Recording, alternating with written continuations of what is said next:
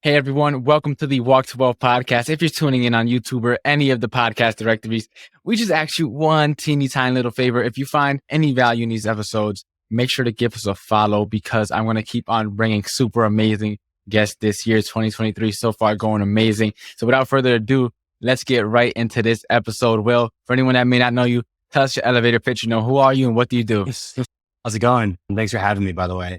My name is Will Basta. I am a co-founder of an investment management company in e-commerce.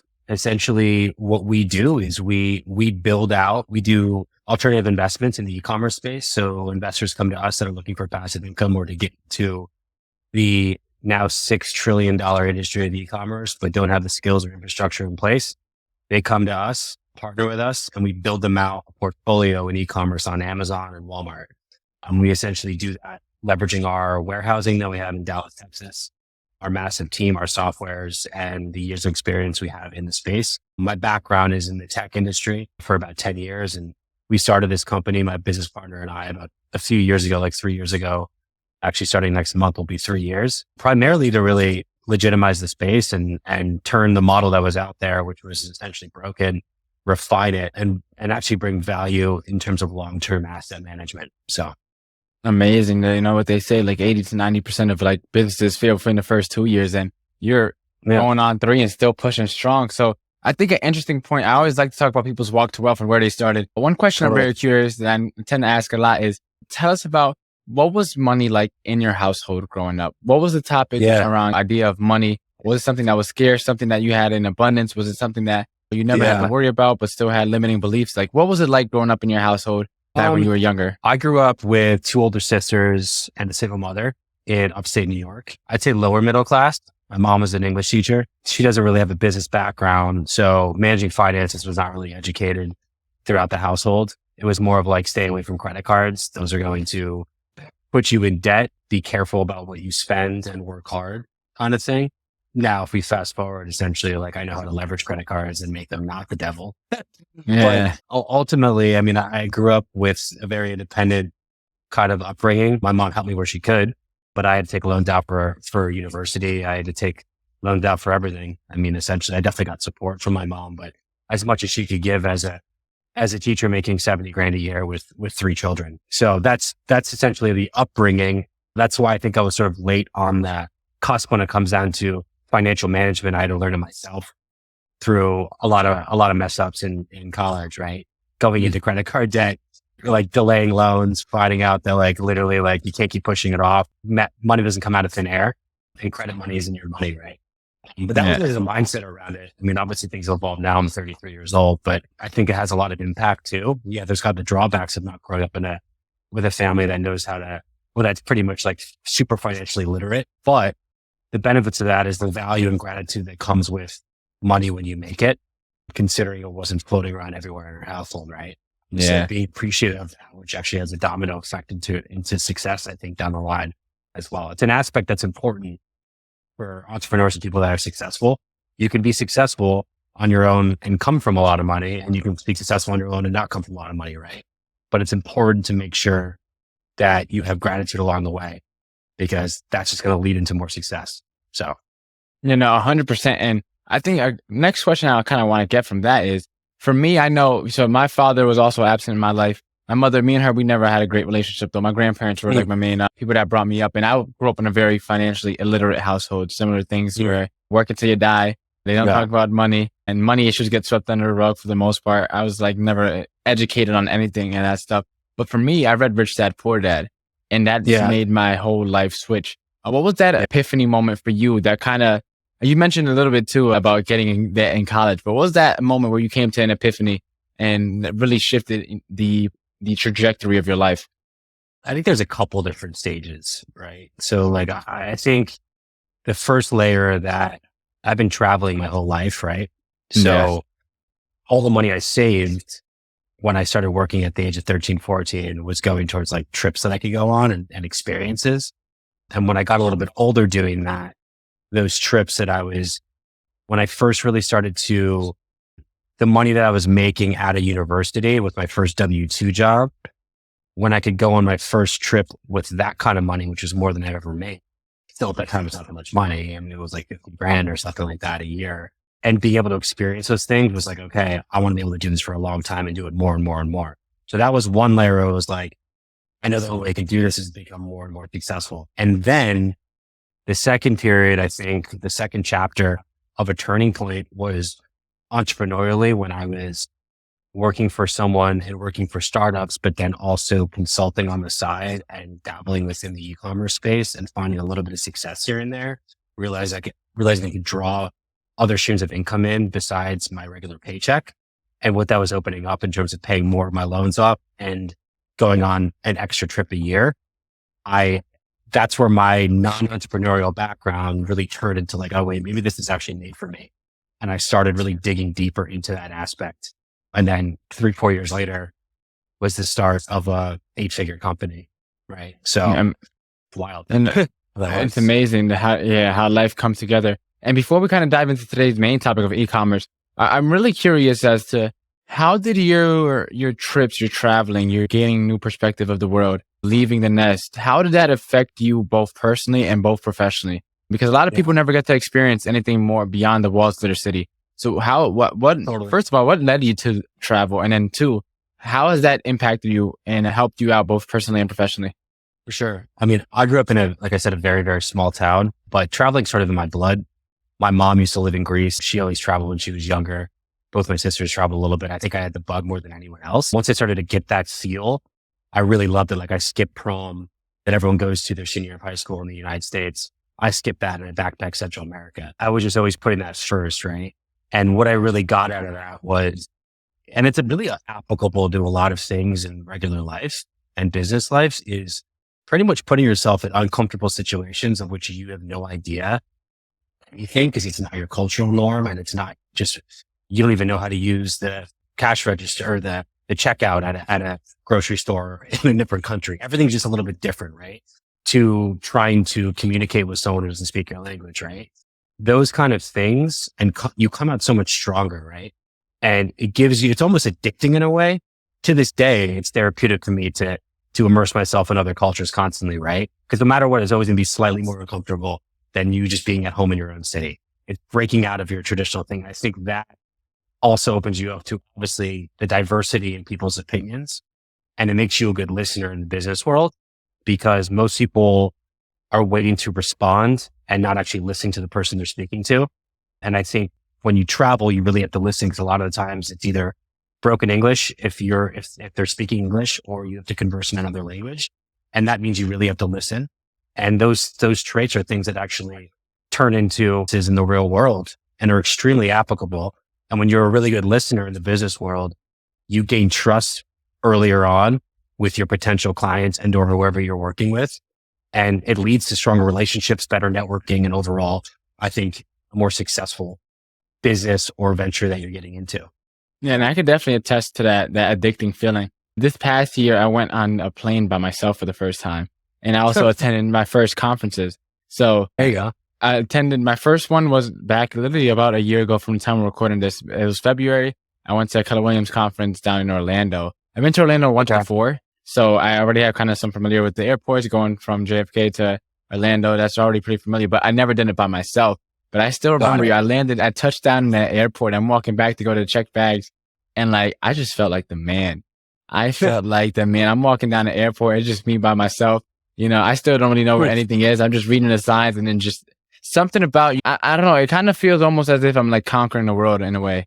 I can't really describe it, but that feeling. You're on the move. Everything's sort of new and you're just like, you got everything you need with you at that time. And it's just, and just figuring it out. It's a good fit and figuring it out as it goes. Yeah. I love the feeling. It always works out. It always is going to work out. People are concerned about traveling alone, whether it's someone, I mean, it's different for everyone. Like a domestic trip could be a big deal for some people and not for others. And a trip across the world could be a massive deal for some others and not for others. Right. But at the end of the day, whatever is that fear is of getting out of your comfort zone ends up always working out.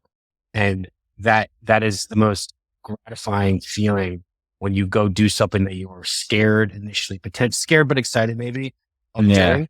And then you do it. And then it slowly becomes an addicting thing. Right. Yeah. So that's with a lot of things, right? It's take that sort of leap. Salto mortale. I have that tattoo. It's sort of the leap of death, right? In Italian and Latin, it essentially means to somersault, take that somersault into things that are the unknown, right? Because a lot of the times it comes out and you're so happy you did that. It's better to not know what's on the other side. Yeah, That and it's curiosity is amazing. more painful. Yeah, there's this guy named Jordan Peterson. He talks about like how you have to Yeah. travel into the abyss, right, into the darkness. But the scary thing is you don't know what's down there. But the bright side of it is you could also come back up out of the abyss stronger than you ever were before. And so it's like 100%. whether it's the somersault or you're jumping into the abyss, whatever it is, all the metaphors kind of all insinuate kind of the same thing. But you got to get into that area where you're comfortable in the discomfort and being 100%. okay with the discomfort. And I think this is an amazing segue into today. So around the time when you got into your W-2 job and you dabbled into e-commerce, how did you find out about that space? What was it like when you were getting in? You're not too much older than me, only about 10 years or so, which is like, you're still pretty much right there. What was it like at the time that you were entering e-commerce? Was that the first entrepreneurial endeavor that you got into, or were there others leading into that? And that's the one that stuck. Yeah. I mean, there was other small things that there's no need to even talk about them. They were just quick fails, right? Yeah. Trying to start different brands on certain things. I did have a decently successful digital marketing company for a little bit, but yeah, the first jump into e-commerce really was on the Amazon platform, and it was learning how to develop private label, which is something we do for our clients now, which is pretty much building out a branded product after research, getting it manufactured with suppliers and manufacturers with overseas, most likely, because it's very cheap, buying it in bulk and then shipping it to Amazon's warehouse to then be sold on your store, right? Or shipping it to your warehouse and then be flipped on Amazon and just still your warehouse if you even have one at your house, right? At that point, I was failing at that. I did not have successful products. I lost a few $1,000s, but I learned the ins and outs of the system, right?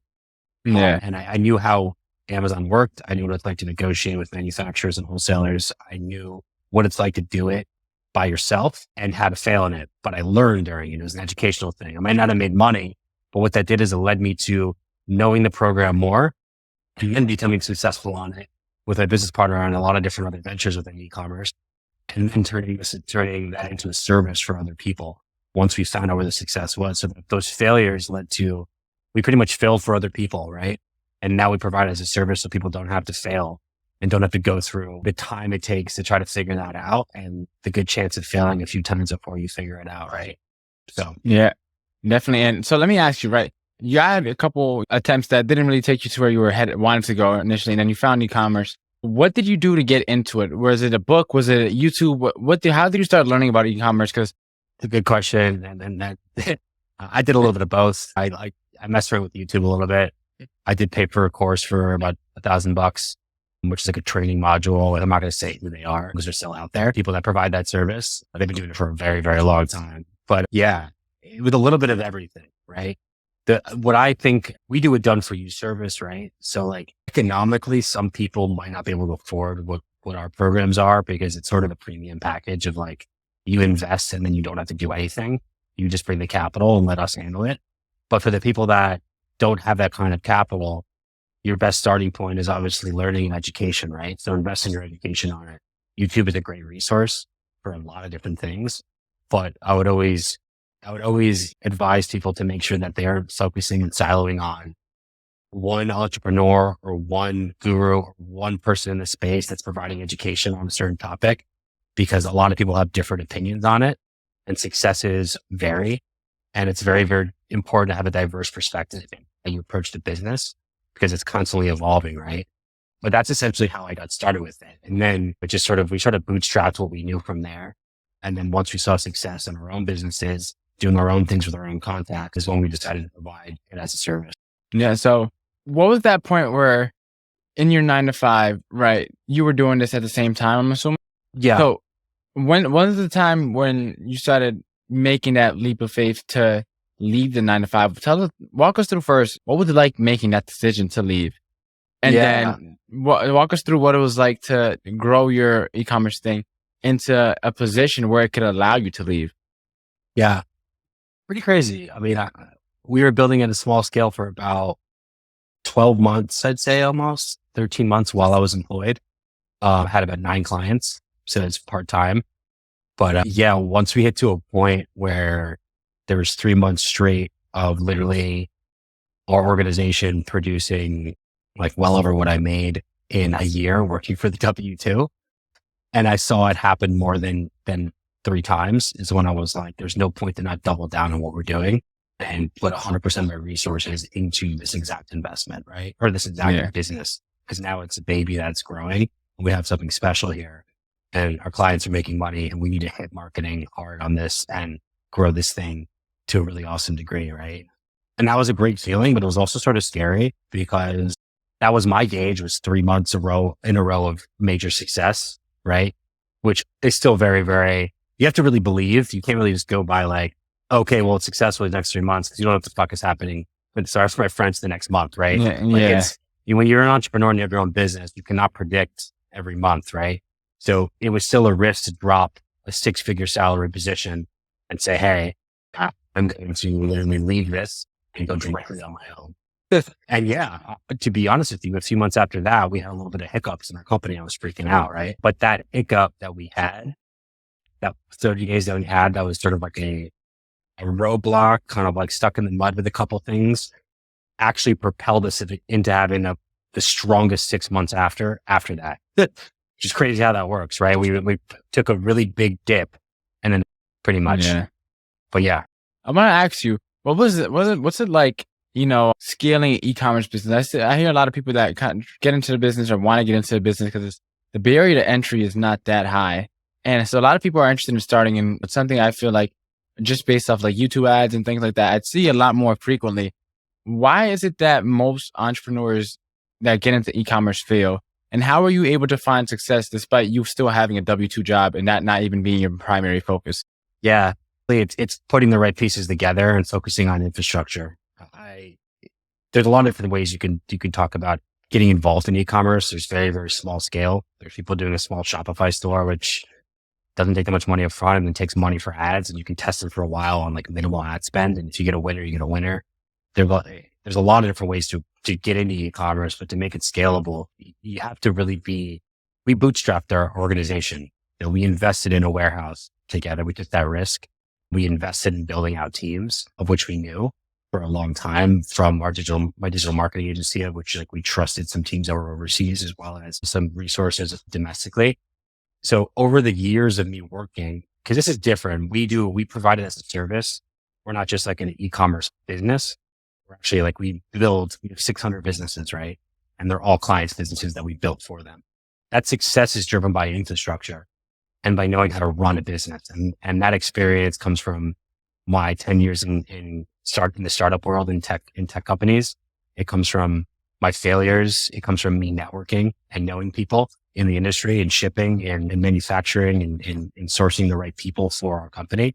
Outside of e-commerce, honestly, what I brought to the table, my business brother brought to the table, he had some experience in e-commerce and also has his business degree. I mean, we pretty much had a synergistic effect in terms of like yin and yang. This is what we're going to bring to the table. And it worked out really, really well for all of our clients. And then the growth from there was just organic. When you bring value to 1 client, 2 clients, 3 clients, they tell their family, friends, boom. We weren't even running ads for the first year. All organic traffic. Yeah. It's awesome to see, right? So let me ask you, you mentioned the yin and the yang, right? A lot of time when it comes to business partners, everyone just wants to talk to their boy, their friend from school, their roommate, sometimes their significant other, right? And they don't do anything. They don't do anything in terms of what goes into getting a partner. So what was that like? Is that someone that you already knew? How did you build that business relationship, and what should people look into when planning, whether it's an e-commerce or whether it's a totally different endeavor, but when trying to start a business with a partner, what advice can you give there so that people don't get into, it's easy to find yourself in a hole if you get the wrong partner and then things go south. Yeah. It's a hard question to answer because I don't want to say there's a right way or the other. I met him when we were invested. We met because we both were invested into a e-commerce business. And we met via that, right? So we were invested in an alternative investment and we met that way. And then we just stayed in contact. And then we started sort of dabbling on ideas together. And then it just sort of came to life. He brings a lot of different stuff to the table. He runs our operation. He's very, very good at logistics side of things, sourcing, highly discounted stuff for clients, putting the right teams together on shipping and manufacturing and all these good things that make the engine really run. And I'm sort of the front of the house. Comes down to our marketing, our sales, our PR, our strategic partnerships, stuff like that. And we deal with clients in different manners too. Obviously, we have a huge team, but honestly, when I knew it was really going to work, you agree on a lot of things, but you don't agree on everything, which is very important. Because if you agree on everything, that's going to pretty much backfire, and then your company will take the wrong direction. You need to have that cohesiveness, but have the ability to not agree on certain things, but also know what your lane is in the business and listen to the other opinion. But that business partner will trust that this is your side of the business and you'll make the right decision for that side. And really it's just building trust and letting things happen organically. There's not an exact, I would say you need to agree with them about 70% of the time, but there should be 20 to 30% of constructive arguments on business decisions. That is what propels a business forward, is making sure that you can, because when we actually argue on certain things and don't agree on certain things, we actually end up coming with a better solution that neither of us even thought of in the first place. And that's the beauty of it. If you don't have dialogue around certain things where there's disagreements, then you can't really build that next block, right? If it's just like, oh, I don't agree. Oh, I agree. Okay, then we'll just do this. And it's like, I don't agree because of this. I don't agree because of this. Maybe we could do this and do this. Maybe we do this. Oh, wait. Yeah. Why don't we do this? And then you're a step even further up because you had a constructive conversation about it, as opposed to like, this is what you do. This is what you do. Just run this and run this. And we're not going to ever ask each other about the other side of the business because we always consult with each other on business decisions on each side, even though the ultimate decision is really up to one or the other, right? So I think that's just an important way to run it, but I think you'll just feel it in your gut. Yeah, no, that's really good advice because a lot of times, and I think I seem like I could accredit it to your time traveling, but being able to hear other people's perspective and listen kind of what you alluded to earlier. But a lot of times with people my age now, it's like a lot of people are stuck in their ways. A lot of people feel so sure that they know that their way is the right way, is the only way. And that tends to definitely shoot yourself in the foot when starting a business, especially when starting a business with someone else. And so I'm glad that you mentioned it. And so I kind of want to ask you on the same subject, right? In terms of picking a partner, you mentioned disagreeing on about 30% because that leads to constructive conversation. Which part of the business should you not disagree on? Because of course, if you have like different core beliefs or something like that, that might not be the best partner. So like, what are some of the things that you need to at least see eye to eye on first before you try to even step into something? Values. What's the goal for the business? What's the values? Like we run our values on transparency, ethics, growth, sustainability. We agree 2000% of those, right? So those are the core values of the actual business. That's the foundation of the business or the business values. That leads to how you run the business, how to treat employees, stuff like that are essentially just the roots of the business. Those things need to be agreed upon, obviously. And that's just something that naturally will be agreed upon is the right person in general. Like if they are a good person and you guys have the same kind of beliefs in terms of where you want to take the business and you take the business, I think, ethically and how you want to, because we might have different opinions on where the business could go down the line, right? But it's how you're going to get there in terms of internally and how you run the organization with certain morals, ethical leadership, how we hire, how we respond to certain situations when they happen. You could have a response that's different, but the actual intention needs to be the same. Is my point. So you have to have good intentions. Those need to be aligned. The intentions need to be aligned. Just like if people are snaky business people, they're both going to have bad intentions together. Yeah, that's great. And that's a good business partner for you, right? That's what you want to be doing, right? So like, I think those things are the heart of the business. And that's the heart of what makes a business essentially perseveres through difficult situations that happen when you are growing at the rate that we're growing, right? You keep your head on straight, make sure your ethics are there, make sure that you do right by clients and your integrity. And that's agreed upon at the top. And then whatever comes our way, issues, we're ready to face them and move through them. So. Yeah, no, that's solid advice. And a lot of the times where people get into something and it's hard sometimes to tell whatever, a lot of people being kind of shady. So you definitely have to make sure that you know what your own values are first so that you could recognize when someone isn't in alignment with what you got going on. And I kind of wanted to ask you a little bit now, you mentioned you've been doing it part-time, but you're expertise kind of more so lied into like the media, the marketing side of things. How were you kind of able to position yourself as the expert when you started growing your business? Because with a lot of these markets in the entrepreneur world, a lot of them are oversaturated. A lot of them have gurus and things like that. And it's very hard to distinguish yourself. So how were you able to get that edge or that distinguishing factor that made you different from anyone else in the marketplace? Yeah. I mean, then to now is different. When we first started, we weren't doing anything very, very special in terms of product research or shipping. What we were doing that was special and unique is actually having real infrastructure in the automation space. Yeah. All the other competitors out there did not have infrastructure. They white labeling everything. They were piecemealing together international teams. They had no fluidity between their company. They didn't have ethics. And we come from an industry, the automation industry is filled with players in the space that I don't know if their intentions are bad, but they essentially do not perform and they do not do things right by the client. And if they do fail, they don't fail with integrity and they don't figure out issues, right? They run away from them. And that was historically the problem. It was a good business model that was not executed properly. So we took that model that was there and said, we can do this better. We can bring in a real warehouse that's ours. We can not outsource anyone who works for our company. We can have ethical leadership. We can do all these things that literally on the surface are the most important things of the business. Infrastructure and ethics lead to everything else that's good.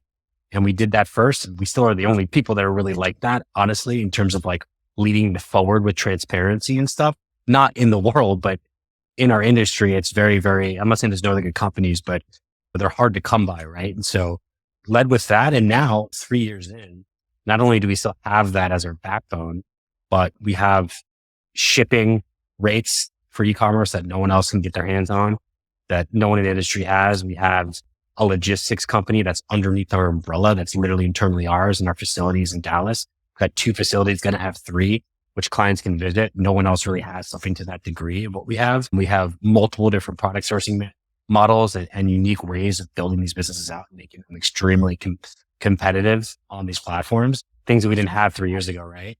So now we just add more layers of innovation as we go, which keeps separating us away farther and farther from the pack, while a lot of these other companies keep spinning the same wheel that they were doing the month before and are slowly fading away, essentially.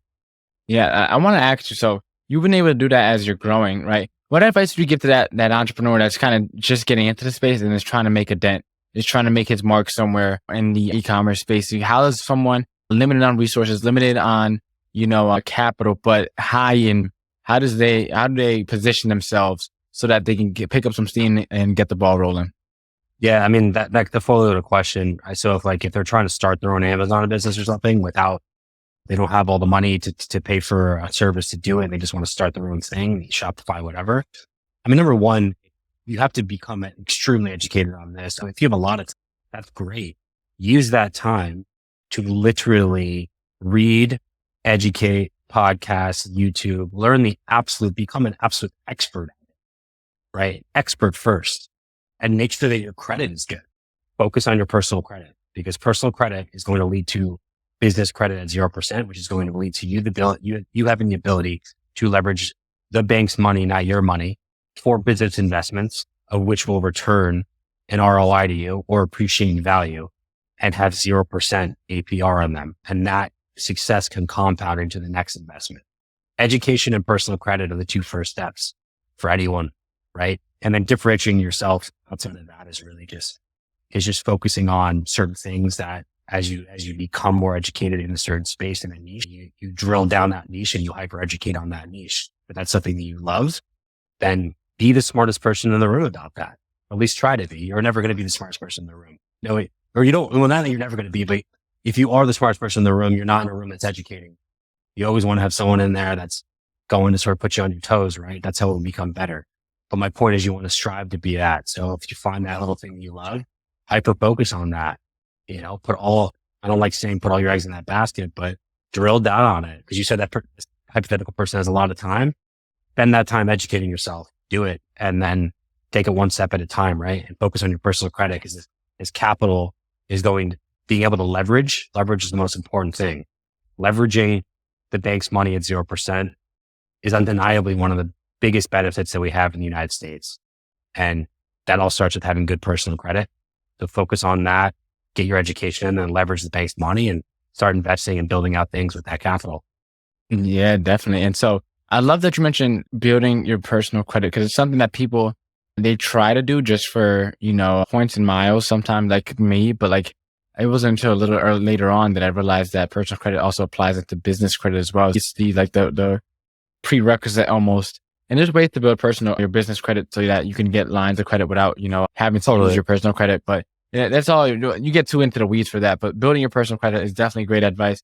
And I kind of wanted to ask you too, because you mentioned becoming an expert, doubling down, putting your eggs in one basket.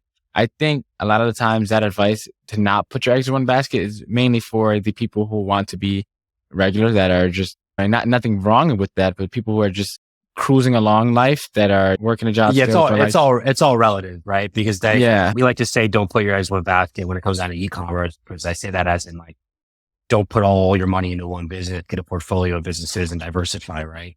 Exactly. But like, it just depends on the context.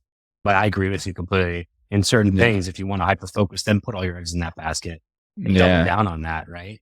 I put all my eggs in this company's basket. I left the other organization. I said, hey, I'm going to quadruple focus with 200% into the company that I started because it's time to do that.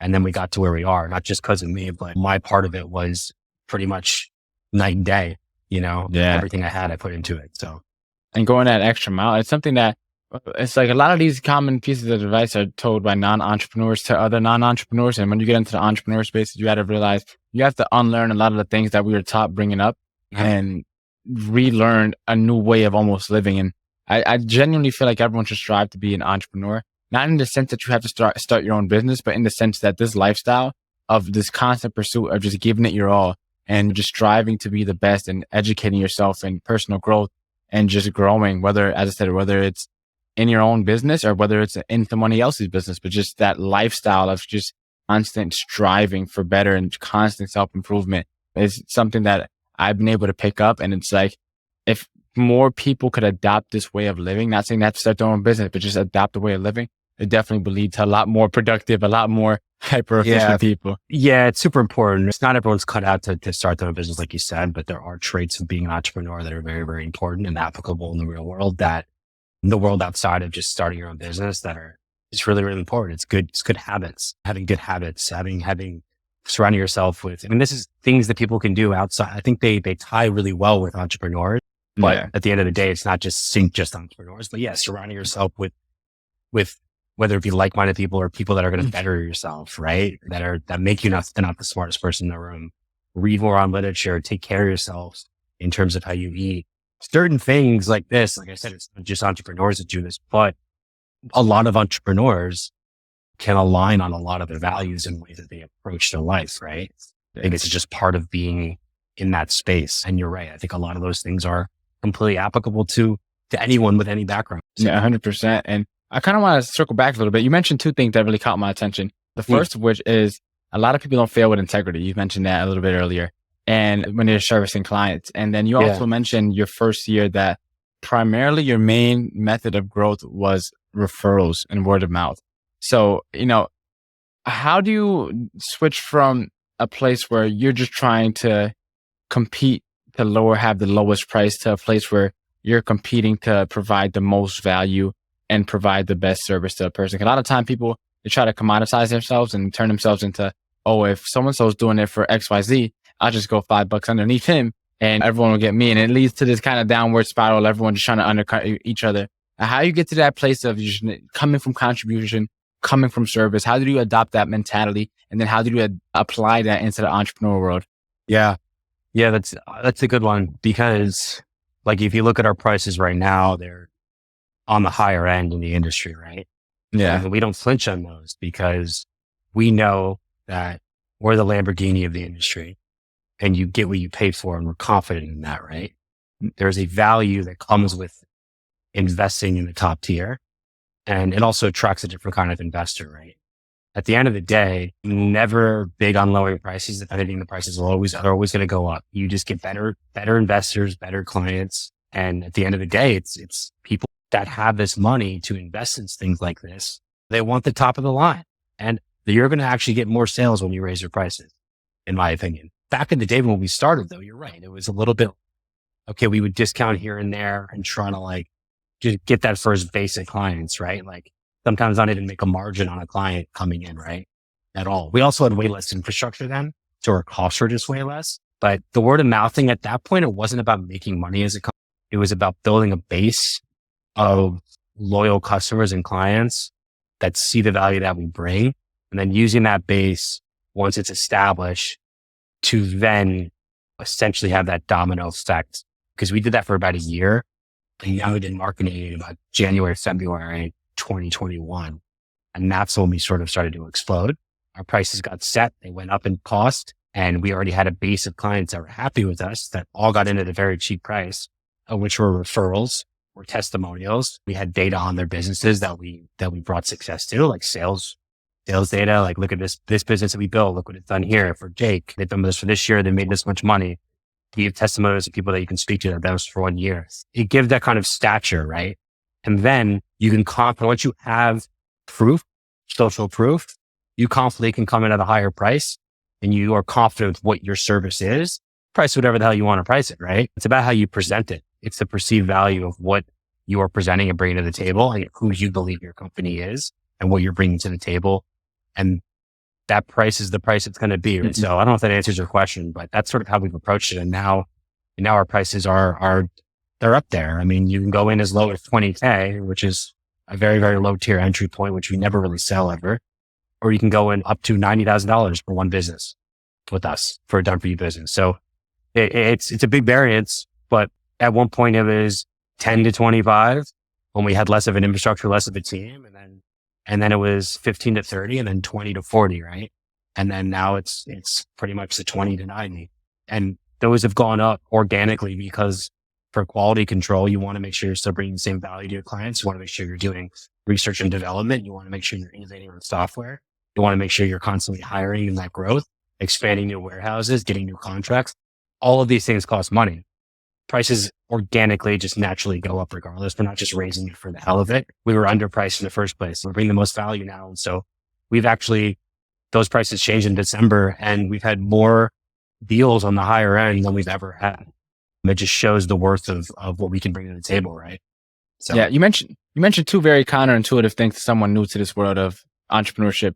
The first of which was that you'll get more clients when you're selling high ticket. So I want to come back to that second. The other point that you mentioned I want to touch on first though, is you mentioned that when you came into it, you just wanted to provide value to the customers. A lot of time young people get into entrepreneurship, I just need to make some extra cash. I just need to make some extra money, right? And their sole purpose is just money, just a dollar sign at the end of the day. How does one kind of switch that mindset? Especially, I think it comes a lot with that mindset of scarcity when they don't have enough. They're just constantly just trying to chase a dollar and realizing they're getting off the 9-to-5 hamster wheel to hop onto a different hamster wheel, right? And so like, how does one kind of make that shift so that they get in it for the right reason, or even if they don't get into the right reasons, so that they can shift their intention so that it's not money that's driving them. Of course, we still want some money, but that not being the sole orientation of why we're doing this. That's a very good point you brought up. And it's extremely important. It's also very, very difficult for young entrepreneurs to think that way, because especially if you're taking the risk in a business and you don't have a lot of money, you're like, okay, I need to make more money or else it's never going to last, right? But you have to look at one client as potentially being a lifelong client. So maybe that you should be charged, maybe you have to charge them 10 grand to make profit off it, right? Make a really good, decent profit off it. But at the end of the day, like the value of the client, bringing them in for 7 grand and bringing a lot of good value to them, that client can end up bringing 3, 4, 5 clients to you down the line. So as opposed to selling them at 10,000 and making an extra 3 grand, you could potentially be selling them at less early on, right? To get that base, bring a lot of value to them, and they can bring 3 $10,000 clients later on. That makes them a $37,000 client as opposed to a $10,000 client, which you didn't bring that much value to. So you have to look at clients as long-term clients. You have to look at the long-term of what that client could bring, whether it's them buying more from you. They're the easiest ones to sell, or clients that you bring value to. They bring more clients and then they buy more stuff from you, right? Those are the easiest ways to expand your business, is bringing value to a client. So you can't look at the surface level. You have to look at what is the heart of this and what's the road look like in terms of us taking this client and monetizing this client into additional clientele and additional services of which we can upsell. So to your second point on we sell more when it's higher, it's true. It is. And this is high ticket, right? So there's different kind of things that we're in right now. So it's like to the kind of people that can invest 30, 40, 50, 60 grand and above, the guy who's got 6 figures in the bank, multiple 6 figures in the bank, maybe 7 figures in the bank. What's the difference between a 65 grand and a 90 grand package to them, right? Money wise, it's not that much, but if the value of the package is way more, it's a no brainer for them, right? So the way we position our packaging is important. We bring a lot of value in each of our deals that we have. There's a lot of different layers of things you can get with each tier, but also the way that it's actually priced out financially, it makes sense if you have the money to go with the top package because you're going to get the most out of it for your buck, the most bang from your buck, bang with your buck, right? So as opposed to like the lowest tier package, the middle tier and the highest tier are closer together than the lowest tier and the middle tier, if that makes sense. Yeah. That's how you have to price your stuff because no one wants the low shitty one. People want to at least do the middle one. If you're already doing this, you might as well go to the top if you have the money, right? And the way that we position, that's not just a psychological thing to like make them do that. You're also bringing so much more value at the top. It makes no sense to not just spend that extra amount of money and really just buy the Corvette, right? Why skimp on it if you have the money and you're already almost there 80% of the way? And so that's really how we approached it with pricing, including obviously, I don't want to keep missing on the fact that like, it's not just pricing that's going to come out of thin air. There's a lot of like value that comes with each package. We're not just making these prices up just to sell more. It's more of you're getting so much more on the top and that client ends up being a very long-term client too. And so that's one way to explain it. Yeah. A lot of ways I can explain it, but hopefully that makes sense. And definitely, and I want to touch upon a point that, I don't know, maybe you've thought of this, maybe you haven't, but you came from very humble beginnings, right? Yeah. Single mom, 70K, and now you're charging a client 70K.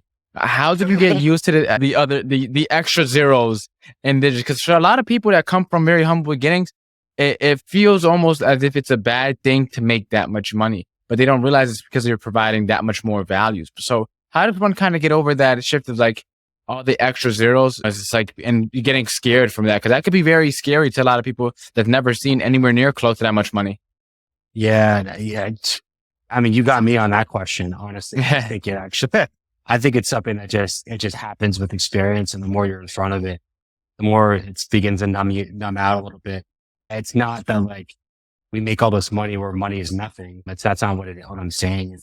It's just, we're providing a service and we've seen so much success come through with it. We've seen people invest. A lot of our clients are also very, very financially comfortable that invest with us already. They're not getting out of a slump situation, but ultimately, the mindset around looking at money differently, I don't think I necessarily do. That's why it's important. Like when I started doing really well, I wasn't going and buying a bunch of flashy shit and posting on Instagram. That's just not who I am. And I've never really been like that. Maybe that's just a personality thing. But that being said, like I still look at it. Yeah, I can maybe go spend a little bit more at Whole Foods now or whatever it may be than I used to be able to. Like that, those are great things to have that freedom and ability, that financial freedom to do those things and travel more. But I still respect money for what it is. And I don't think I've actually I don't think it's actually worn off completely the value of what it is, right? If that answers your question, I think you don't lose respect for it. I don't think. If you do, you're foolish. You're becoming foolish, and that could lead to a disastrous ending if you treat it like it's nothing once you get to a certain level. You still need to be humble and you need to be smart, right? Otherwise it's going to end real quick. Yeah, definitely. It's constantly, it's like walking a tightrope because it's something you never had. So you want to appreciate it as if to make up for all the things you missed out on. But then also you got to realize that you still have to keep it controlled because just as quickly as it came in, it could leave. And for me personally, like literally as the day I was recording, I literally just made the most money I ever made in a day, which for me, I just made, I taught a seminar. Thank you, man. And my past record was 1K. And that was off of my social media class that I did back in August last year. Yeah. And then yesterday I taught a webinar, and then the webinar was free, but I upsold at the end to a workshop. And for me, it's like, something I started teaching social media classes for that group of people in this mastermind, kind of just because like I felt like that was my end, kind of like that was my way to like become. I was already a part of the group, but like make a name in the group kind of a little bit because I was asked to teach, and then I kind of like I was always at first. I still remember like after my second class, I taught it for free as well, and they were like at the end of it, like John, never do another one of these without charging ever again. Like literally during the class, because I opened it up for Q&A at the end. And like for me, I was just I felt so like weird. I don't know, like accepting money.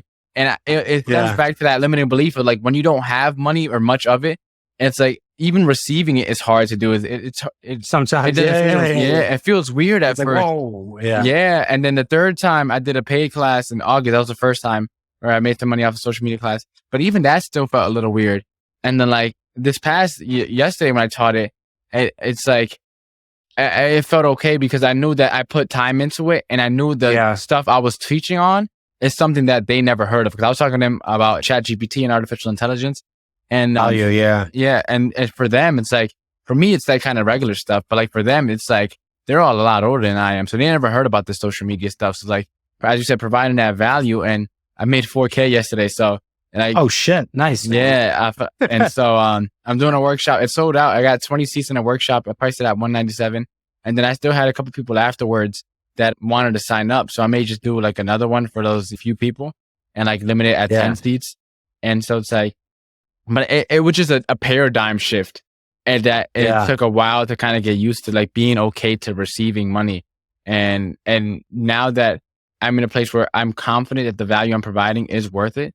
Before, I don't know what it was. I couldn't put my finger on it as to why I didn't feel okay taking the money, because I did provide value. I put a lot of time into those classes, a lot more time than I did now, because then I was a lot less experienced. So I had to do a lot more research in order to make the class. But like this time now that I do all my own social media stuff, so now I can just give a class that's high value off the cuff. Got it. But I still prepare. So it's crazy just like seeing myself in real time, because I'm still in my journey, man. I'm still in that myself. And like seeing where I was and like how I'm growing and the mindset shifts in real time. Yeah. And luckily I have this podcast to document it. So it's like, it makes it all that much more fun. So I think this is a great place. Will, you dropped a ton of nuggets in the entire episode. Where could we connect with you at? Where could we find you at if we want to learn more about what you got going on and just stay in a loop of your work? Yeah, absolutely. So our company's website is www.ascendecom.com. That's ASCENDECOM. We're all over YouTube, Ascend Ecom. And then my Instagram is at WBasta, WBASTA, and companies is Ascend_ECOM. Can book a call with us, can follow us on both of those. For me, it's just pretty much travel. It's just going to see on mine. And then our company's Instagram is going to be a lot of good information around the evolving market of e-commerce automation. And then some clips from this podcast we'll probably be putting up eventually, and just stuff like that. So, yeah. Amazing. And so, well, now it's time for the famous 5 questions that we end every episode with. Question number 1, what is the most impactful lesson you've learned in life? Impactful lesson that I've learned in life. Yep. I don't know. It's pretty easy. I think just treat people with respect. Yep. Goes a long way, right? Yeah. Question number 2. What is the most admirable trait a person can have? If you had to change someone's life with one book, which book would you recommend? Ooh, that's a tough one. Atomic Habits. What is the legacy that you're trying to leave behind? Yeah, I mean, as in legacy, sure. I just want people to know that I did right by people, right? That's essentially it. And for anyone, no matter where they are in life right now, what is the first step they should take to embark on their walk to wealth? Be confident in yourself. Amazing. Well, I had a genuinely good time just having the conversation and picking your brain. I definitely lost track of time midway through. If time flew, I looked down at the time and it was oh, wow. Yeah. It's been an hour. I didn't realize. I did. Once it got to like 15 minutes in, I was just like, time flew after that. So yeah, I appreciate you hopping on the show, man. And it was a pleasure. Absolutely, man. I appreciate it. Thanks for having me.